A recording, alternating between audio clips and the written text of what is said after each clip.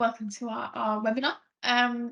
Thank you very much for joining. My name is Chloe Maloney. I am an executive search associate here at Gibson Watts. I would like to thank you all for joining us today. The focus of today's webinar will be navigating the risk and opportunities of sustainability policy and ESG disclosure. Allow me to briefly introduce our speakers. We have today Amalie Gøperød, who is CEO of Semisys US, where she manages an international client portfolio and has led the international expansion of the company as well. Amalie holds an MSc in International Business from Hult International Business School in San Francisco, where she specialized in sustainability.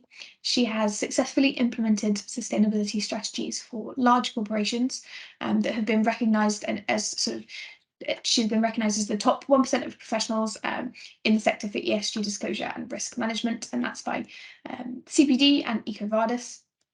Amalie is an expert in international sustainability frameworks, and she, such as the Greenhouse Gas Protocol, SBTI, GRI, and the TCFD, and is very passionate about utilising stakeholders' expectations and ESG regulations to transform corporations into sustainable business models.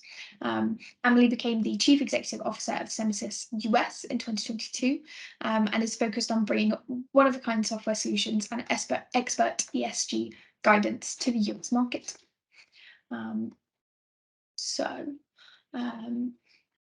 Our second guest today is Dr. Alice Lépissier. Alice is a climate finance expert and data scientist with over a decade of experience in climate policy, sustainable finance, and international development. As a postdoctoral fellow at Brown University's Watson Institute, she focuses on catalysing private sector investment in the green transition. Her expertise encompasses climate finance, climate markets, illicit finance, and provides a sort of holistic assessment of how markets and government regulations interact to achieve the push towards decarbonisation. Dr. Lépissier is also a lead machine learning engineer for sustainability projects in climate tech, a speaker on the role of AI in low carbon economy, and serves as a jury member for various AI competitions. With a track record of publications in scientific journals and high-level political advisory work, Dr. Lépissier specialises in bridging the gap between research and policy. She's partnered with many international organisations who have sought her expertise, including the United Nations Economic Commission for Africa, the Tax Justice Network, and the Business and Sustainable Development Commission. Prior to her current role, Dr. Lépissier held positions at the Centre of Global Development and ICLEI, and Local Governments for Sustainability. She earned her PhD in Environmental Science and Management from the University of California, Santa Barbara, and also holds a master's degree in Statistics, Economics, and Economic History. I have been lucky enough to hear the planned talks for today. I'm very excited for what lies ahead this afternoon. Key topics covered include the importance of science-based targets and how we can achieve reducing global warming to 1.5 degrees Celsius, as well as an overview of the differences in regulation between Europe and the rest of the world, which is extremely pressing considering upcoming changes in the Corporate Sustainability Reporting Directive, which means European policy will affect businesses worldwide. I encourage you all to ask questions along the way. There is a sort of at the top of the Teams meeting, there's a Q&A button. If you pop onto that, you can type questions as we go. We have set aside some time at the end for a Q&A session. Please don't hesitate to sort of pop anything in there that comes to mind, but please do direct it at the individual who would wish to answer the question. Before we begin, I will run through a short introduction to Gibson Watts, who are hosting this webinar. Gibson Watts are a purpose-driven people resource business specialised in cleantech and renewable energy sectors. We find and place today's leaders in order to support dynamic organisations that are powering tomorrow's change. So our mission is to connect forward-thinking businesses to future leaders and build world-class diverse teams, which we achieve through our insight-driven and sort of data-driven services. We have a talented team of sector specialists who understand our clients' specific markets and challenges. As you can see here, our specialisms run across the clean tech space to include energy generation, energy storage, renewables, hydrogen, manufacturing, transportation, and agri-tech. Our team have a very diverse background. As such, they possess the skills and experience to hire across all functions and management levels within these specialist areas.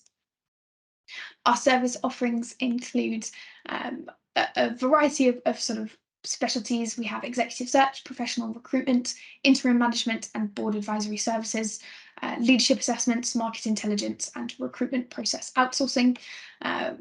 At Gibson Watts, we understand that finding the right talent is crucial to achieving long-term success, which is why we use a tailored approach that is specific to each client's needs. We can also provide professional employer organisation services to support clients with international expansions without having to have a sort of owned entity. We also offer marketing services and managed service provider, so IT support. This is our geographical remit. We build world-class teams, and because of that, we have a sort of global operation. Addressing the challenges of climate change requires a unified approach on a global scale.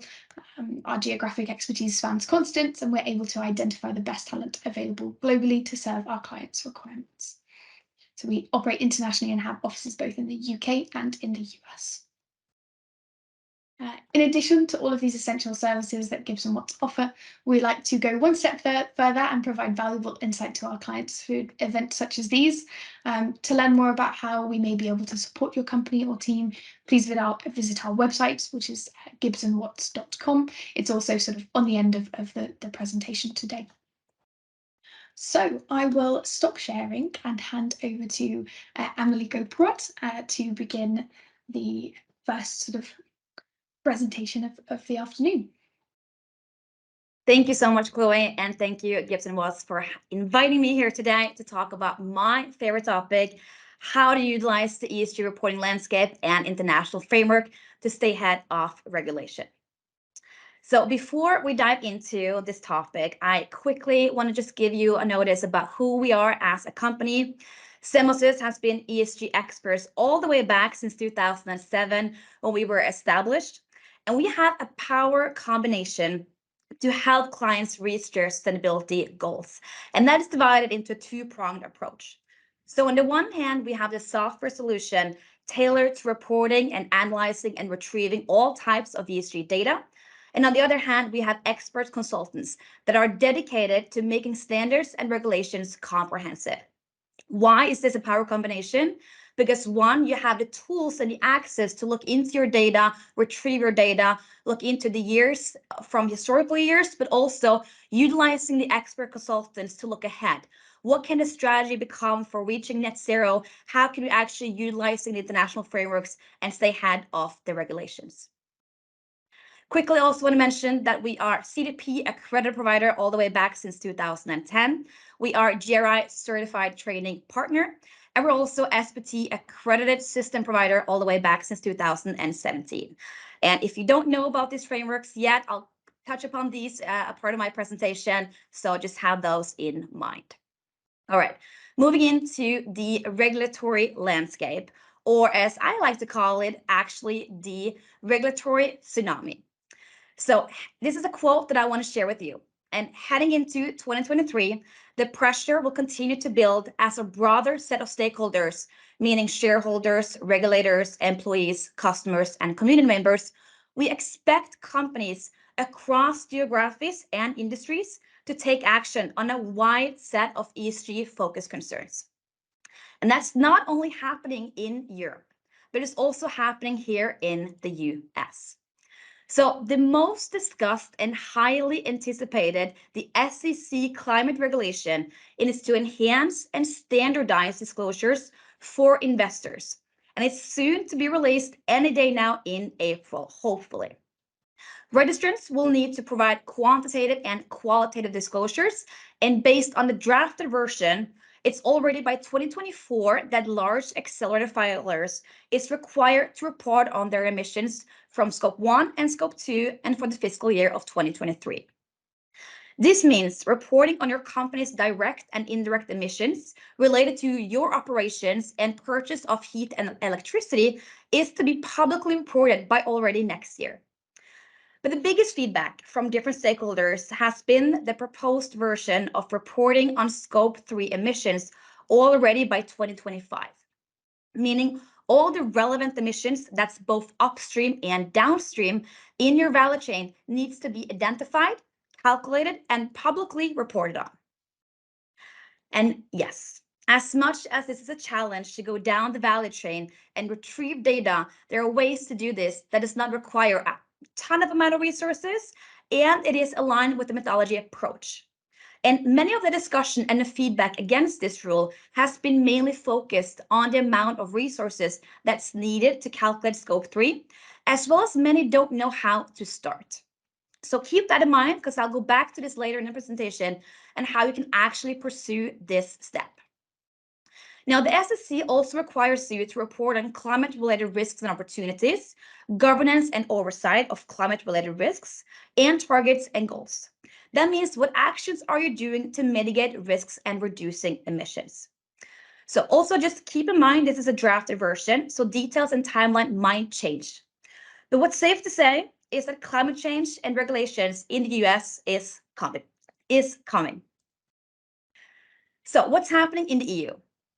Not unexpectedly, Europe is leading the pathway for ESG reporting regulation. So the CSRD is the law that requires companies to issue sustainability reports, and it's designed to drive changes in company behavior and bring sustainability reporting on par with financial reporting over time. It's actually over 50,000 European companies that will be affected by the law, and that's a huge leap from the previous 11,000 companies that was required to report previously. Now, it's also with companies more than 500 employees, they start reporting for the fiscal year of 2024. And the specific standards, they're still being developed for what companies need to report on, but that should be finalized already by June 30th of this year. What we do know is that it will be necessary with general standards, and it's required for everybody to report on, and as well as pursuing what's called double materiality. That means not only reporting on the material topics on how you as a company is impacting the environment and the societal issues, but also how the climate and society is financially impacting your company. And climate change disclosures, that's also going to be a requirement for all companies to report on, just because this is such a highly material topic and it will affect every company. So the rule also discloses its own workforce that will also be mandatory, workers in the value chain, governance and risk management, to mention a few.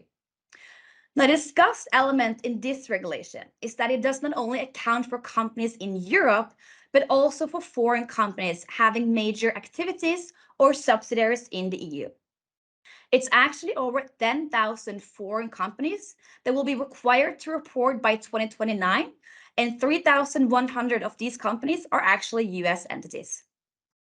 If you are one of the companies that needs to report in 2029, it might seem like you have a long time to prepare, which isn't theoretically true. But we at Semos US, and for the clients and the companies that we talk with, many want to start preparing now to be able to meet the requirements for 2025, because their subsidiaries will need to report for the fiscal year of 2024. So they already now want to report as one consolidated level. And this is a great example showcasing how regulation impacts disclosure and sustainability efforts within a company, and it's a great accelerator and needed if we are to reach our target of becoming net zero by 2050. And Alice will talk next about how the challenges and what's needed for us to also, on the science level, reach these targets. So if you are one of the companies needing to report on both the NCC and the CSRD, it's great to know that there's a lot of similarities, especially when it comes to climate disclosure. I want to show you this example. It showcases the synergies between global policies. And this example focused specifically on climate targets. So if I take you through this, what we see here is that the dark blue color represents alignment and fully included in the policy. So we see in both regulations, you need to report on what is the target type. That could be absolute target or an intensity target. You need to be transparent about the scope and which categories of scope 3 that's included. But there are some differences in the details, such as the coverage and the percentage of reduction, and it's not included for the SSC regulation. It's also not necessary with target aligned with science and what methodology is used. So keep in mind, this is not to say that the SSC is not supporting science-based targets, but it's not a requirement, at least for now. So know that when you're preparing to report for the SEC, it goes hand in hand with the CSRD. But the requirement of CSRD reporting is a little bit more ambitious, which is also why they got an extra year of having companies prepare in alignment for the regulation. So how can you actually start preparing to meet these regulations? The good news about the similarity is because it comes from the same methodology approach. So these international frameworks and standards are the building blocks of any regulation. First, you have the Greenhouse Gas Protocol. It's best practice framework to calculate emissions for scope 1, 2, and 3. You have the GRI, or Global Reporting Initiative. It's the most commonly used framework when reporting holistically on ESG and used to determine what is your impact on the environment and society. We also have the SASB standards, which provide sector-specific material topics on how ESG issues are a risk and impact your company financially. Then we have the TCFD, or Task Force on Climate-Related Financial Disclosures, and it's a framework to implement climate risk management and identify and report on company-specific climate risks. The Science-Based Target Initiative is determined best practice when setting climate reduction goals, as it shows a company a scientific route on how to reduce emissions to limit global warming to the 1.5 degree scenario. Lastly, the CDP investor reporting has become best practice for companies to disclose their climate strategy. It entails the majority of reporting topics and aligns with the frameworks above, and it's a valuable exercise to secure compliance on an annual basis. Now, for the purpose of today, when looking into how companies can transition to a low carbon economy, we want to focus on these frameworks because they can be a helping tool on that pathway. The GHG protocol, because we need to determine what our climate impact is by measuring our emissions.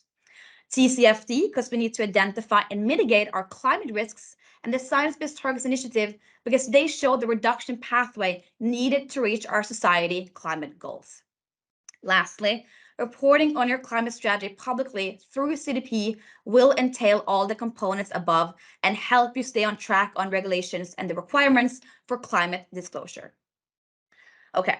I've now shown you a lot of acronyms. It's a lot of big picture here on how to meet the regulation. I want to dive into solutions. I want to show you practical step-by-step approach to take action on all of these components. So to prepare for the low carbon economy and secure compliance with regulation, you want to build a robust and credible emission reduction roadmap. It all starts with understanding your own impact and collect high-quality operational data to calculate your scope 1, 2, and 3 emissions. Then we want to report in alignment with the best practice methodology, as I just went through. So by using the GHG protocol, TCFD, and CDP to publicly report your climate strategy, you know you are aligning yourself with regulation. Once you have established your carbon inventory, you can now start to set targets in line with science and develop a low carbon transition plan and take action on your reduction measures.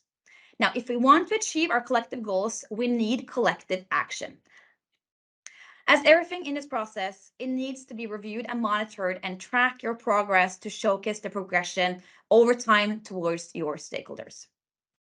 Now, this step-by-step process, it might seem complex or time-consuming, and I'm not saying it's easy, but it can be surprisingly comprehensive when you have the right tools available. And since we in Semasys happen to have the right tools available, I have to give you a sneak peek of what that will look like. Because carbon accounting can actually be made easy. So the Stemhouse's carbon footprint module is tailored to meet any company's need in their carbon strategy journey. You need a system for easy data input wherever you are located, in line with the GHG protocol, again to track scope 1, 2, and 3 emissions.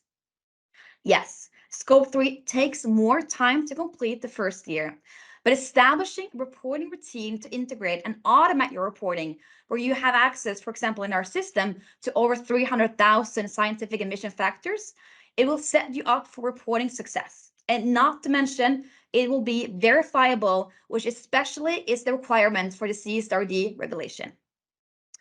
So start your carbon accounting. And when you have that in place, you're now using a streamlined, efficient system to calculate your emissions. When you know your impact, you're able to look ahead and start setting those climate reduction targets and helping collectively for us to reach the low carbon economy. And that's needed if society will collectively reach the goal of becoming a low carbon economy and limit the global warming to the 1.5 degrees. But why are stakeholders, and especially investors, also stressing this information as much as they are right now? Because climate risk is a financial threat. Alice is going to go much more in details about this, but I want to show you the framework's perspective. So you have the physical and transitional risks on climate change, and companies should future-proof them against climate risks. So the TCFD framework, as touched upon earlier, is best practice when assessing and implementing climate risk management in the company. Their 4 pillars is governance, risk management, strategy development, and aligning metrics and targets, and that could be a science-based target. So you use the TCFD to determine the governance structure. You want to define roles and responsibility within the company to secure implementation. And this will be needed if you report publicly, both in the CSRD and in the SEC regulation. And in reporting publicly and being transparent, it will benefit your company across the ESG landscape. And the ESG landscape is built upon developed frameworks and standards that promotes ESG disclosure within companies. They're actually the building blocks to meet regulations, as well as receive high ratings to showcase your investors and stakeholders the progress that you're making.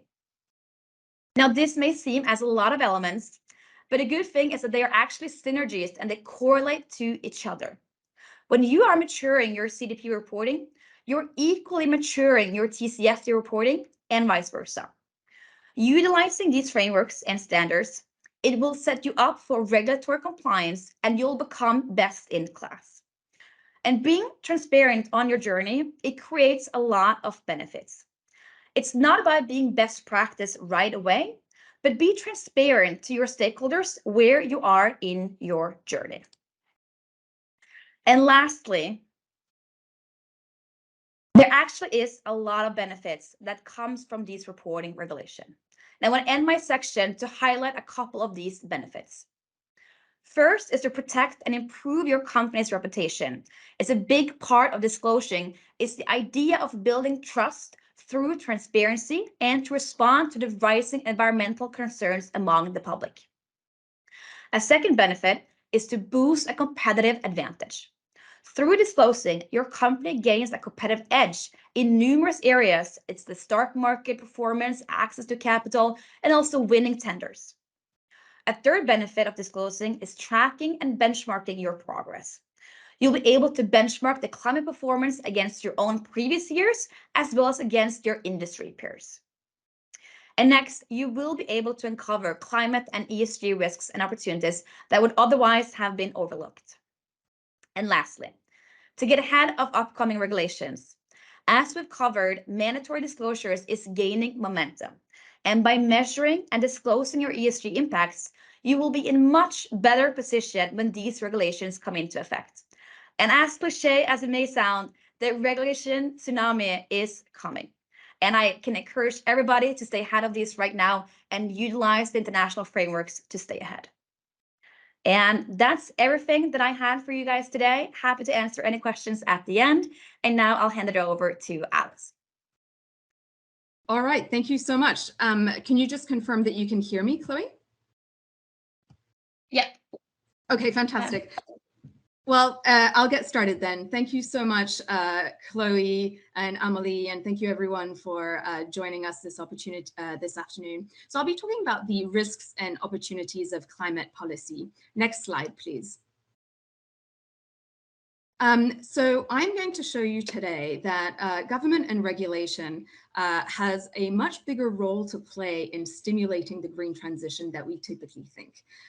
My argument, in fact, is that clean tech is the hardware that is going to generate the green future, but policy is the software that is going to make it all fit together. What I'm hoping to convince you is that as business leaders, it's important to take engagement with policy seriously. Next slide, please. So very briefly, I'm working at Brown University as a postdoctoral fellow. I'm a computational social scientist. So what that means is that I use machine learning and artificial intelligence to tackle pressing environmental problems. And as a social scientist, I think of the big holistic issues, merging public policy and markets. And as Chloe was mentioning, I'm currently working on a collaborative AI challenge where we're using ChatGPT's chatbot to solve issues in agriculture. Next slide, please. Okay, so what does the science say? Next slide, please. Okay, so in order to stabilize warming to 1.5 or 2 degrees Celsius relative to pre-industrial levels, we need to reach net zero. Now, what does net zero mean? Well, that means our emissions need to be rapidly, deeply, and immediately decreased. If we don't do anything, if we stay with the current status quo of policies, we're actually on track for 3.2 degrees of warming. The difference between 1.5 and 2 degrees is the year at which we should be reaching net zero emissions. But in any case, both scenarios require us to start mitigating now and for emissions to peak in 2025. Next slide, please. Okay, so how do we get there? Climate scientists get together and they run climate simulation tools and integrated assessment models that simulate how technologies, economy, and policy are going to fit together to identify the sectors where most of the emissions reduction is going to come from. So thousands of those simulations are run to reach 1.5 or 2 degrees. But the spark notes is most of the scenarios that have us staying within 1.5, all of them involve moving completely away from fossil fuels and towards renewables. And they also involve a lot of energy efficiency measures. In many scenarios nowadays, there's also removal technologies, which means that we either need to remove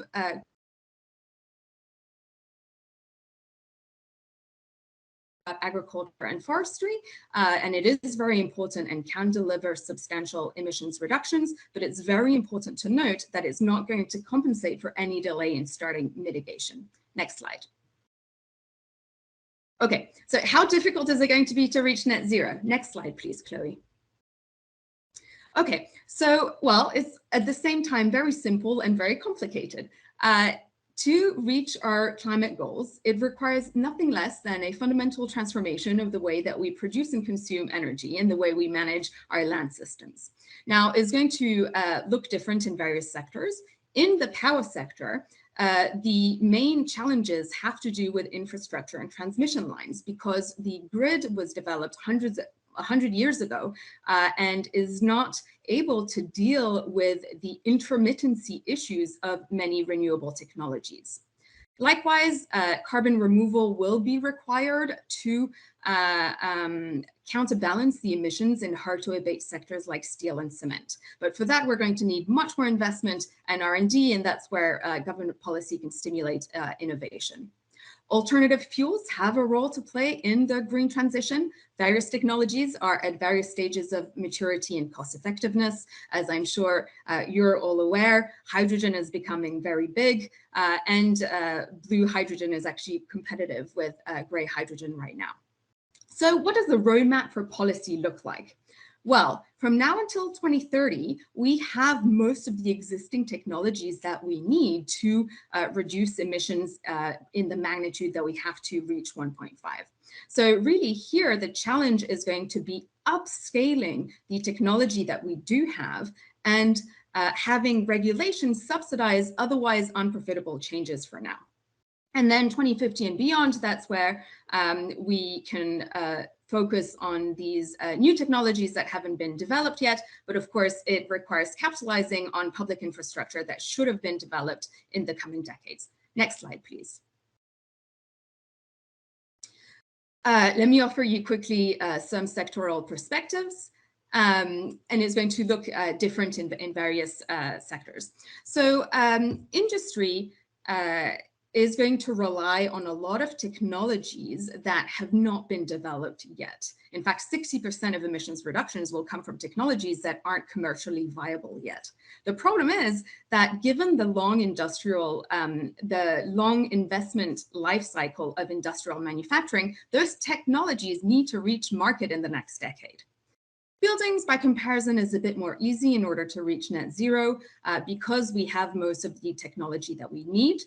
In that sector, retrofitting and energy efficiency measures to conserve energy and use the energy that we do have more efficiently are going to be important.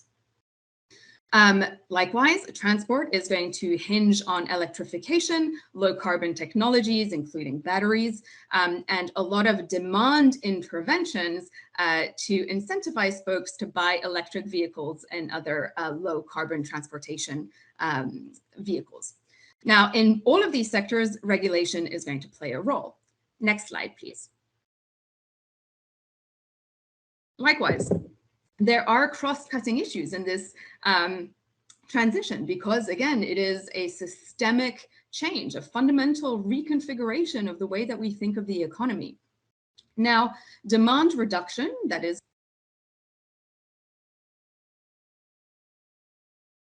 play a big part, including lifestyle changes, which is how regulation and various consumption-based initiatives can help us nudge us away from fossil fuels.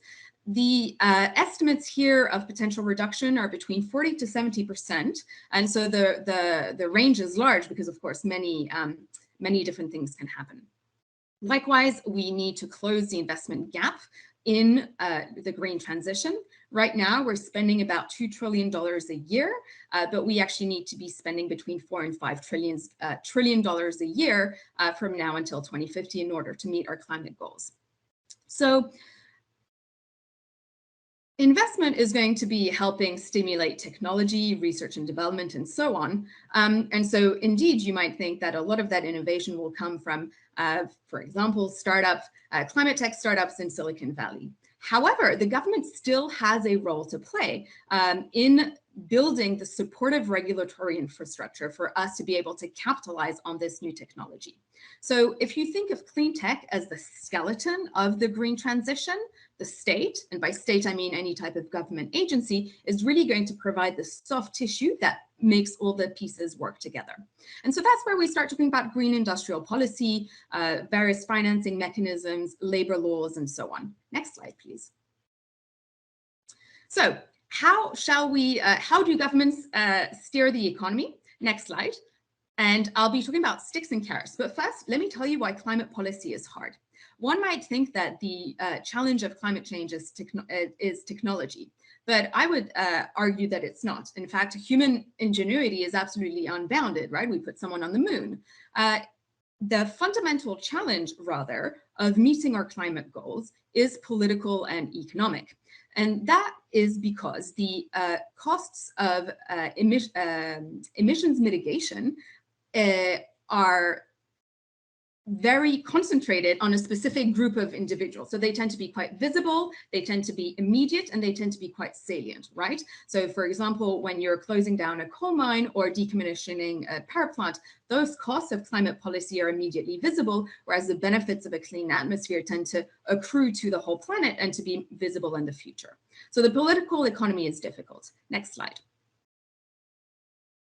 So what type of levers does regulation have to try and improve the political economy of climate change? So again, very simply, all we need to do is to increase our consumption and production of renewables and decrease our consumption and production of fossil fuels. Simple, right? Well, of course, joking aside, there are two levers that government usually takes, and that's usually either disincentivizing behaviors that it wants to discourage through carbon prices, for example, or increasing subsidies for behaviors that it does want to encourage. So historically, and in the past 20 years, we've really been focused on sticks in climate policy. That is, we've been focused on putting a price on carbon through carbon taxes, emissions trading schemes, and so on. However, we're seeing there's quite a lot of backlash against carbon taxes, for example, the Gilets jaunes in France and so on. So actually, in order to secure the low carbon transition, what we're going to need is carrots. And that means government needs to sweeten the deal for stakeholders to capture the upside of the green revolution. Next slide. So some of it, the market is going to take care of, right? The unit cost of some forms of renewable energies have fallen rapidly, and consequently, the adoption of solar, wind, and batteries has increased substantially. So it just makes good business sense. Next slide.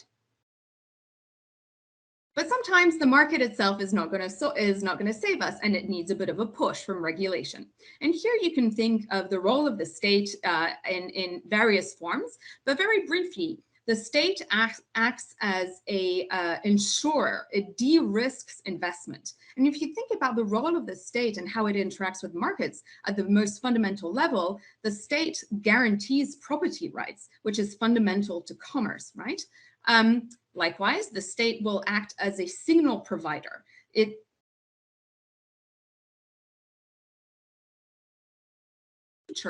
That green policy is here to stay. And then this, in turn, allows companies to invest in their ESG strategies, as Amalie was talking about. Moreover, the state is a market maker and works on providing all this supportive infrastructure. Next slide. Okay, next slide, please. So I'm briefly going to talk about the US Inflation Reduction Act to focus on the US. So as I said, we're now, I hinted earlier that we do need to focus on carrots rather than sticks. That is, we need to give an incentive for investors to participate. And one reason is actually quite simple, is that you cannot discipline capital if you've crowded it out in the first place. By this, I mean, if there is no upside for the private sector to participate in the green transition, it's simply not going to invest. And then there is zero signal that government can give. So the Inflation Reduction Act is basically a Green New Deal in disguise. And this is a world of carrots for everyone. In fact, the IRA functions mostly through tax credits, either for production or investment.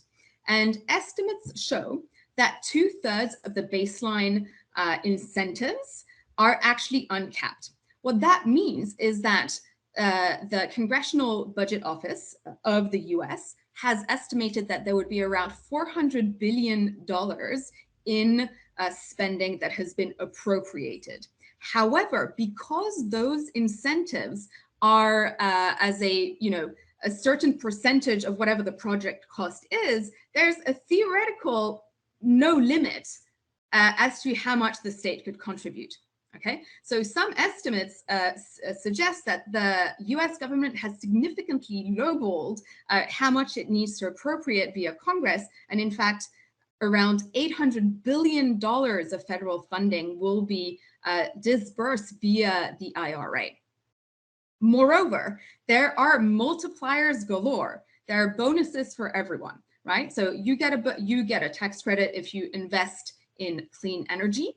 Now, if you spend it in, if you invest it in a community that is that has historically relied on fossil fuel energy, you get a multiplier, you get a bonus, right? Because the idea is you want to compensate the losers of climate policy, right? Remember when I was saying that the costs of mitigation tend to be quite concentrated on a certain group. So let's say you have a group of, we're decommissioning a power plant in the Rockies. Well, then if at the same time you get developers and renewable energy project managers who invest in that same area, then they get a bonus from the state. Likewise, you invest in low-income areas, there's a multiplier. So really, the IRA has been referred to as bottomless mimosas for everyone. So who doesn't like free money, right? Next slide, please. But in addition to dispersing money, the IRA has been designed in quite a clever way to encourage much more fundamental change. And the idea is to create a positive feedback loop where the climate policy is going to improve the politics. And so what that means is that it's going to really create these constituencies that have a vested interest in the green transition. So it tackles both demand and supply of the green transition. Remember, as I was mentioning, a low carbon economy, you have levers both from consumption and production. So it incentivizes deployment of clean energy supply, and it also nudges energy demand towards low carbon. The way that it does that for the consumption base and the demand side is through, for example, tax credits for electric vehicles. So consumers will get up to $7,500 in tax credits if they purchase an electric vehicle. Likewise, a lot of these incentives are around retrofitting your house, right? So some technologies and retrofits make sense. For example, heat pumps tend to be more cost effective over their entire life cycle, but other retrofits are actually going to be expensive for homeowners. And so that is where the role of regulation is to soften the blow. Now, what's interesting about the IRA is that it encourages broad-based technological development. So it's technology agnostic. What that means is that it doesn't pick winners. So the tax credits are a function, they really don't depend on the underlying technology. And so they're measured in energy efficiency or sort of metrics that can be compared across energy source. And what that means is oil and gas companies or other fossil fuel producers who have invested in their own transition could potentially get some benefits, right, from that, which is good because, again, the green transition is not just about pure play clean energy companies. It's not just best in class. We also need to talk about brown capital and what we call olive capital, right? So it's technology agnostic, but it has another clever feature, which it does have preferential treatment for certain types of projects. And those projects are made in the USA.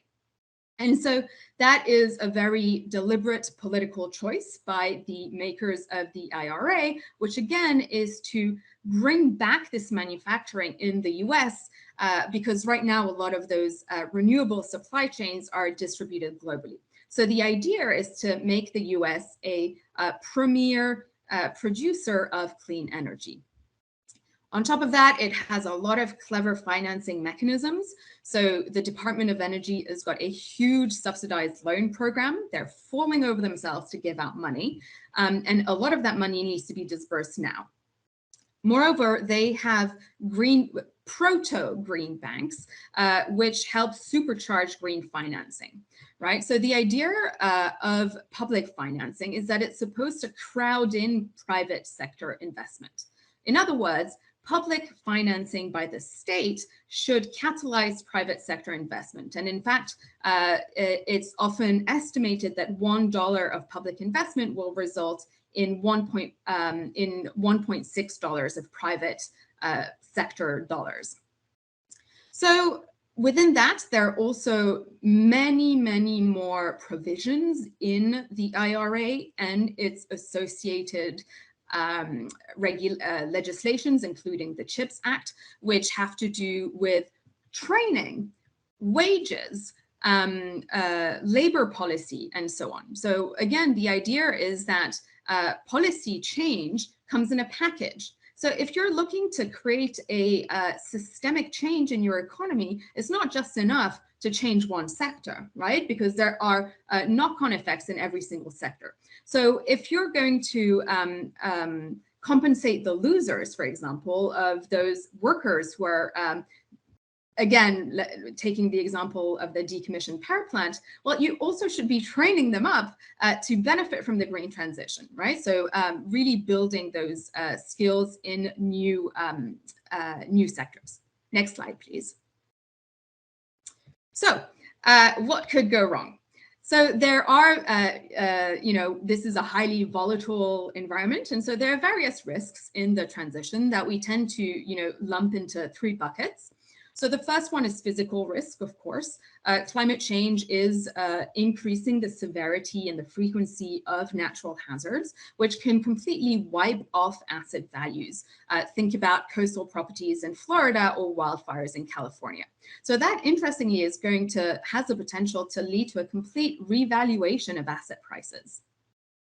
There's also transition risk. And so actually that has to do with regulation risk. So indeed, there are certain companies who are going to be essentially worthless in the future. If the green transition is going to be delivered, that is, if the low carbon economy comes to materialize, well, then a lot of their market cap is going to be wiped because they're going to have assets which are essentially worthless. So you might think, well, it makes complete sense to divest, right, from fossil fuels. But again, this is a dynamic thing, right? So timing really matters, and being a first mover really matters, right? So you want to jump off a sinking ship, but not too fast, because if you jump off a sinking ship too fast, maybe you're leaving money on the table. But again, if you leave it too late to transition to a cleaner business model, then your business might go extinct. So all of this is real uncertainty with regards to policy and regulation. And so a lot of the laws are designed to provide much more visibility and clarity on what the rules are going to be. And Amalie, of course, was telling you about all of those various rules. And finally, I think it's really important to bear in mind systemic risk. We don't really think of climate change in financial markets, but they really do have an impact, and notably the insurance industry, who then has to insure those coastal properties in Florida, if they're poorly set up, might suffer catastrophic losses, which would then lead to run-on risks and potentially destabilizing forces in the market. And in fact, the governor of the Bank of England, the previous governor of the Bank of England, Mark Carney, was one of the first to really articulate the fact that climate change really posed a systemic threat to the stability of the financial system. Next slide, please. Okay, there are still some areas of uncertainty with regards to navigating those various risks and opportunities of regulation when it comes to meeting our climate goals. At the macro level is that this is happening against the backdrop of a very globalized and highly interdependent world. So for example, as we've seen recently, geopolitical risk, right? So the war in Ukraine has certainly thrown a wrench in the green transition, as Europe was much more dependent on gas from Russia, right? Likewise, foreign policy. So, you might have some foreign policy commentators who say we should decouple our foreign policy from China. But the thing is, most of the supply chain for the part of the value chain in renewables is actually occurring in China. Likewise, they have a lot of critical minerals. So we really can't, we really need to engage with them. Likewise, there are some uncertainties into how other countries and the US's partners are going to react to the IRA. There's been a lot of grumbling in Europe that these are essentially protectionist policies in the US, right? Remember, the IRA, favors made in America. And so it does this through various subsidies and protective tariffs, which may or may not violate World Trade Organization rules on free and fair competition in international trade. So, are we going to have a green trade war with Europe? Who knows? And then furthermore, we have these sort of unknown unknowns, black swan events, for example, a pandemic, which completely shuts down all industrial production. In terms of micro uncertainties, of course, the devil is in the details. We still don't know how the IRS is going to be implementing these tax credits and how they can be combined or stacked. Next slide, please. So one thing that one might ask is, well, what happens if the Republicans win in 2024? Will the IRA be rolled back? Well, it's actually not likely, because it turns out that the states who are benefiting from all of those tax credits and where most of the investment in green technologies is being funneled to are actually Republican states. And so again, this goes back to that virtuous cycle that I was talking about, where climate policy can actually create vested interest, a lobby, if you will, in a green future, right? A green future that means good jobs for everyone, that means clean growth. So, we tend to think that climate, difficult politics is the reason why we can't have climate policy. But I encourage you to think about it the other way, that sometimes a well-designed climate policy can improve the political economy of climate. Next slide, please. So let me finish on this and offer three conjectures for the future. So I have a really bullish outlook on the potential of the IRA to encourage those broad-based changes that we need in order to meet our climate goals. However, because this is a highly dynamic system and highly complex, it's a multiverse. There's a really non-zero chance that things could look very, very different indeed. And I think one key thing here is the intersection of the twin revolutions, which are both happening at the same time, which is the green economy and the incredible advances that we've made in the past 6 months with regards to generative AI. So I'm working on this. So I work on how AI can help tackle the climate crisis. So there's a lot of typical things that it can do, for example, optimizing the grid, the energy grid, so solving these issues, for example, of intermittent energy. But it can also do much more, I think, now that we're seeing with the advent of those large language models. So I do believe that we're at a transformative moment in history. However, it does need to be managed carefully because there are a whole bunch of risks. But likewise, I do believe that with AI and the green economy, it is possible for us to build a greener future. And so with that, I will say thank you, and I'll have my final slide where you have my contact details, and happy to take your questions. Thank you very much. Thank you very much to both Amalie and Alice for those wonderful presentations. It was really insightful to see and hear the sort of combination between the risk landscape, corporate, and sort of political policy as well. Very complementary. We have a few minutes for questions, so I will just direct the first one to Amalie. So Amalie, what are the common challenges companies face when they start reporting on international frameworks to drive their sustainability agenda? Yeah, thank you for that question. And we see a couple of challenges that's very common when companies are starting out in the ESG landscape. And one is to create the internal responsibilities and the routines for actually performing good governance, because you need different individuals to take different ownership to secure that the sustainability agenda is placed within the different departments. And that also correlates to building up the internal expertise within companies.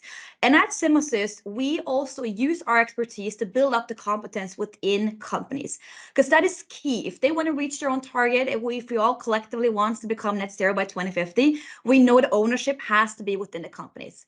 So we utilize our expertise to build up the competence within them so they can leverage and utilize the international frameworks and get ahead of regulation. Another aspect that I just want to touch upon is also to gather good quality data. That is usually also a common challenge within companies, but it's also the internal coordination. So just understanding where the data is located and how to gather that data from along the value chain or internal resources. And then, of course, leveraging technical solutions to take the step will secure the quality is as good as it can be, minimize the risks of errors. As companies, suppliers, and society, we're able to mature our data over time. As we know, data right now is not perfect, but starting and maturing over time is perfectly fine. And Alex was also talking about the resources needed for us to reach these targets, and having good quality data in place is one of the reasons and how we can minimize the challenges and exceed the targets that we want to collectively. Wonderful.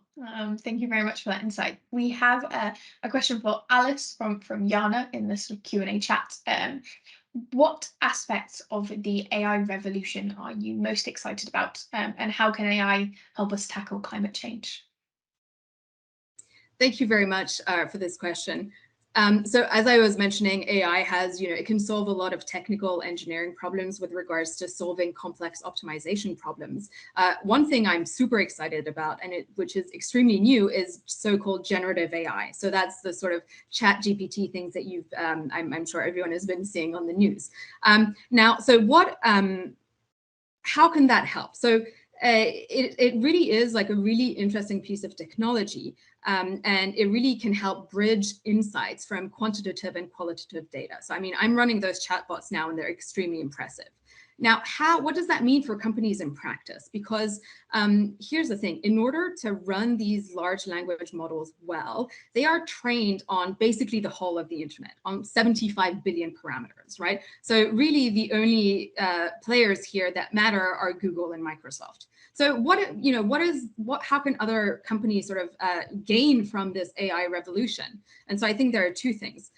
Number one is very much domain expertise. And so this goes back to what Amalie is saying about you need human knowledge to guide the use case of AI, right? AI is not sorcery. And at the end of the day, what we say is garbage in, garbage out, right? So if your data is bad, then you are going to get, nonsense results. And so getting data is really, it's extremely, extremely difficult. And that is where all of the governance issues that happens both at the company side and the regulation side is really, really difficult. So a company that has a good data governance strategy and a plan to collect their data is already doing very well. And then second, I do believe that a key area for growth will be a good UI and a good UX. And so again, it's all about developing, applying those generative AI technologies to specific use cases to solve your problems. So as I was saying, different sectors have different challenges. And so again, it's all about personalization and customization. Wonderful. Thank you both very much for your answers. Yeah, it's interesting with the sort of data piece that you're both very optimistic about it, because sometimes it's used too often as an excuse for not implementing sort of policies as they should be. Thank you both very much, and everyone attending as well, all for your time, particularly to both Amalie and Dr. Lépissier for sharing your knowledge with us all. We hope that everyone attending found the information shared here valuable. If you have any further questions or comments, our information will be put up on a slide just now before we leave. And we will be happy to sort of answer any questions that you have later on. So there's websites and things up. I'll pop up now for a minute before we all leave. You can also obviously find us all on LinkedIn through the LinkedIn event. We shall also be sending out the recording in a couple of weeks, so feel free to share it to your network. And once again, thank you all for attending. I hope you have a wonderful weekend.